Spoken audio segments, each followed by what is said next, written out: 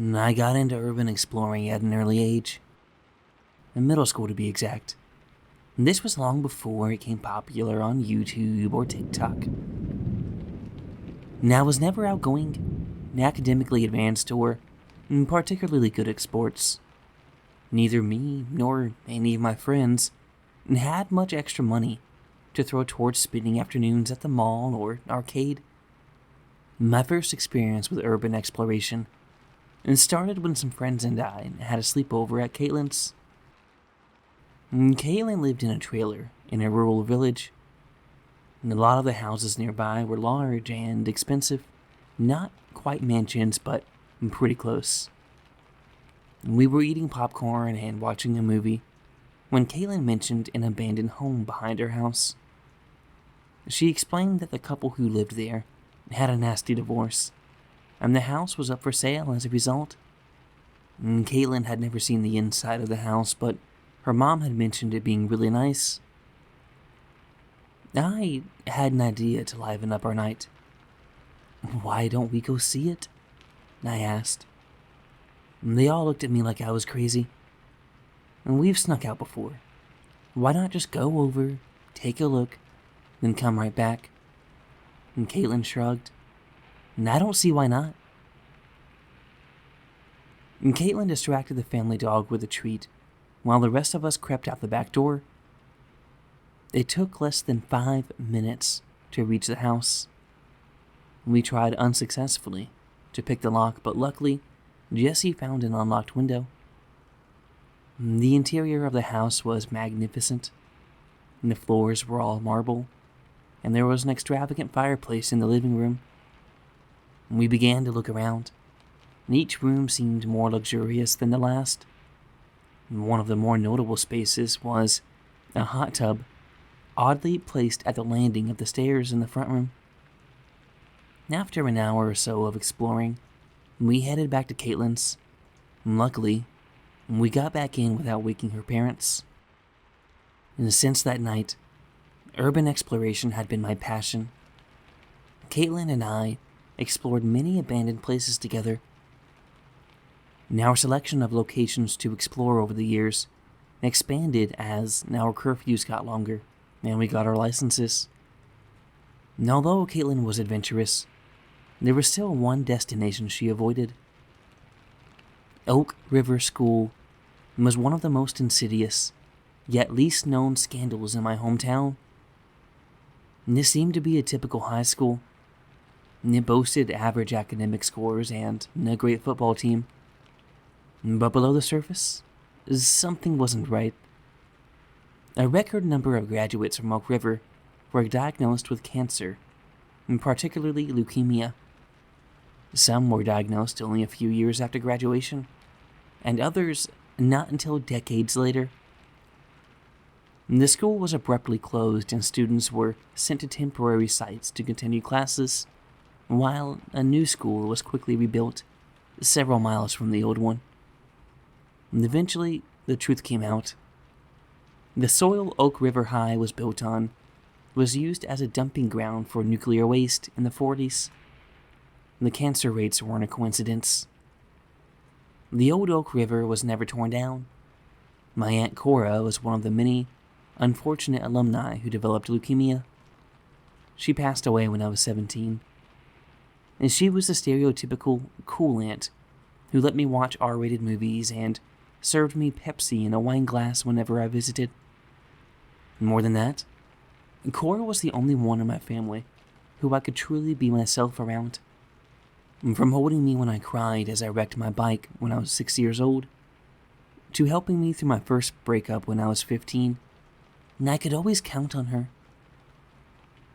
Losing Cora was the worst experience of my life, and I'd always wanted to explore Oak River, but for some reason her death made me fixate on it even more. I had to see what it looked like. A radioactive school frozen in time. And I felt like if I walked through the same hallways, or stepped into the same classroom where Cora had been so many years before, she would be there with me. And of course, I was smart enough to realize this was just a morbid fascination from grief and that nothing would change once I left. But I still couldn't get the thought out of my mind. Come on, and Jess agreed to go, and she's bringing all of her photography equipment. I begged Caitlin during our phone call. No! You know that's the one place I won't go. And I accepted her answer and called Jess to let her know we were going without Caitlin. We met back at the entrance of Oak River at 8 o'clock that night. The school wasn't as hard to break into as I expected, and we quickly found ourselves in the hallway. Some old trophies and medals were still on display behind the dusty glass. Why didn't they take those? I wondered out loud. They're probably all covered in radioactive dust. Jess laughed.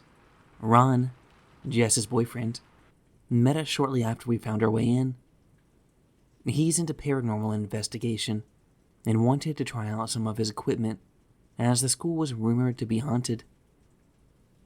They proceeded to the gym and were messing with EMF sensors for a while or so, and I decided to look around on my own.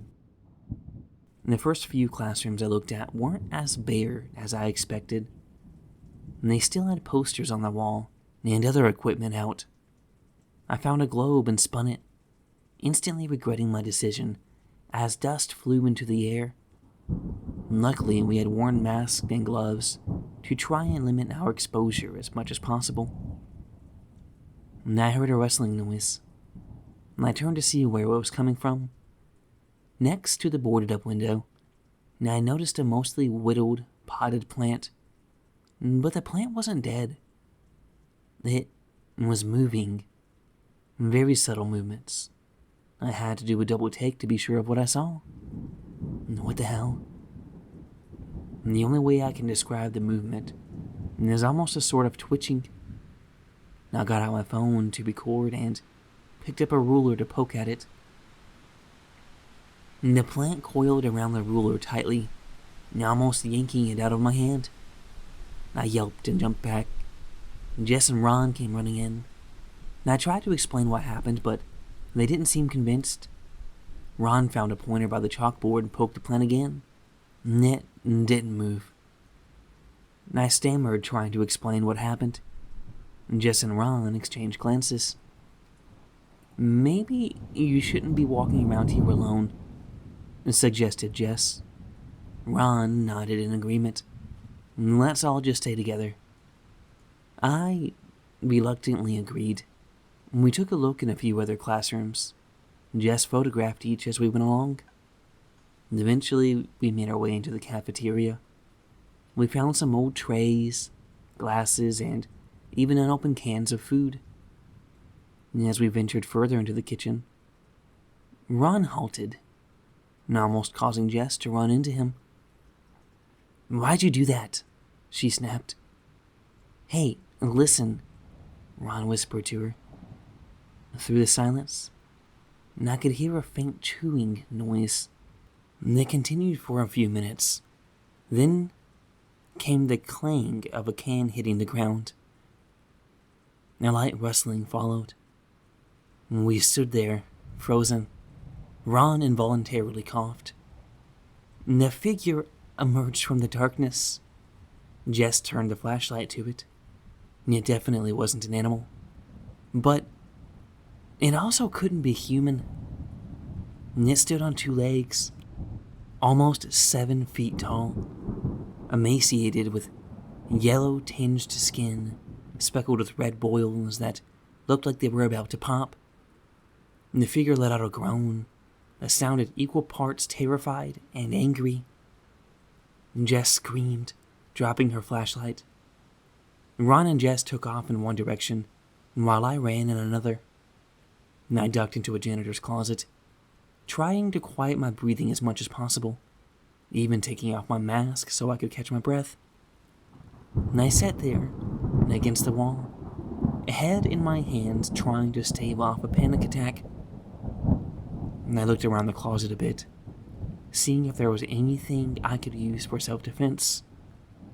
All I found was an old broom.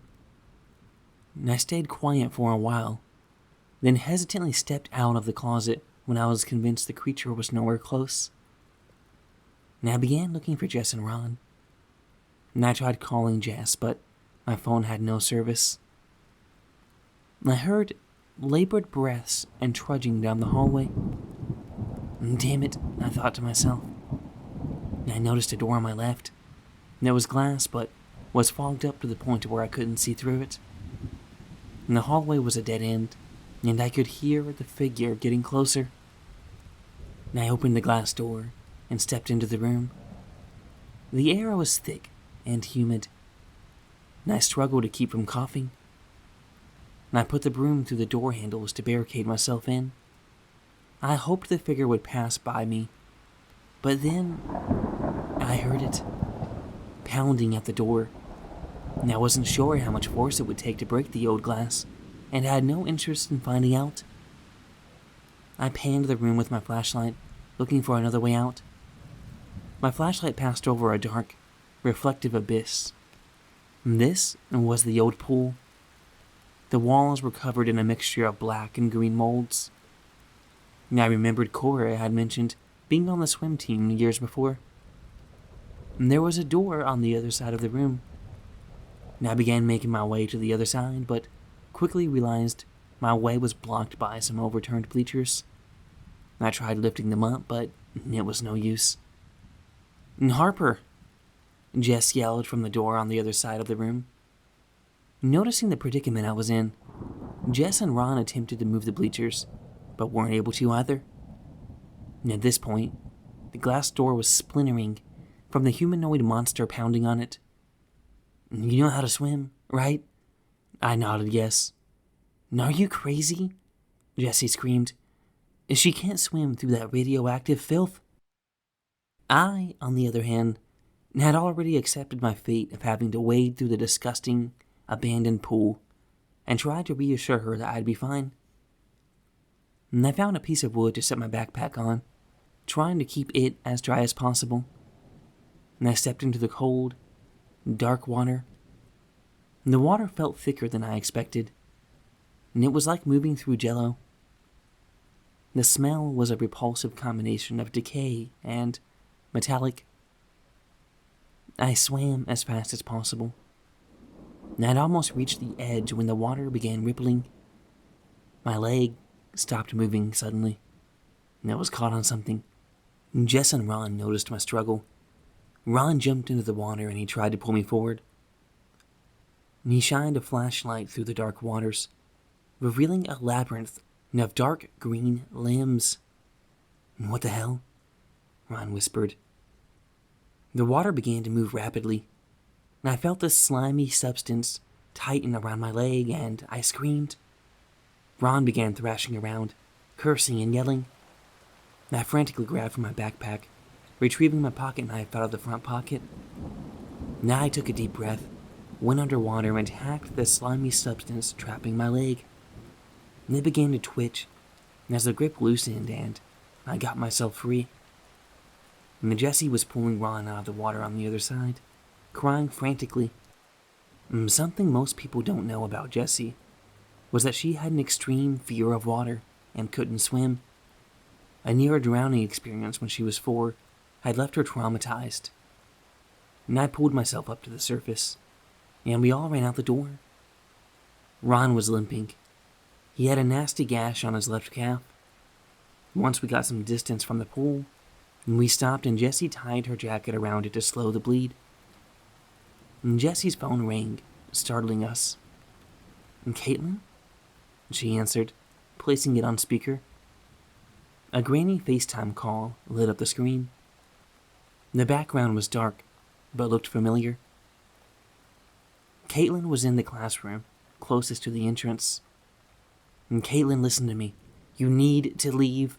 There's some weird things happening here," Jessie tried to explain. The connection wasn't good. The call cut out every few seconds, making it difficult to understand. Jess, Ron, and I all tried to explain what was going on, but Caitlin clearly didn't understand. The connection continued to get worse the further into the school Caitlin got. Eventually, the call dropped completely. and none of us were able to dial back. Jess, you and Ron go out and find some help. I'll find Caitlin and meet you guys on the other side. Ron tried to protest. Luckily, Jess was able to convince him that the bleeding was too serious to continue.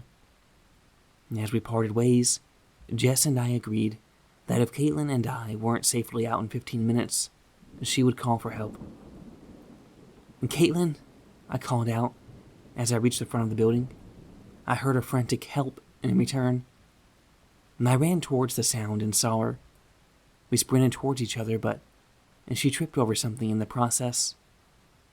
A figure, donning an archaic gas mask, emerged behind her, grabbing her ankles and dragging her away. "No!" I yelled. I tried to run towards the assailant, but someone grabbed me from behind. As I tried to fight my way out, I flailed, slamming my head into the wall. I felt dizzy, and everything went dark. I saw a light. I know what people always said about going into the light. Was this death?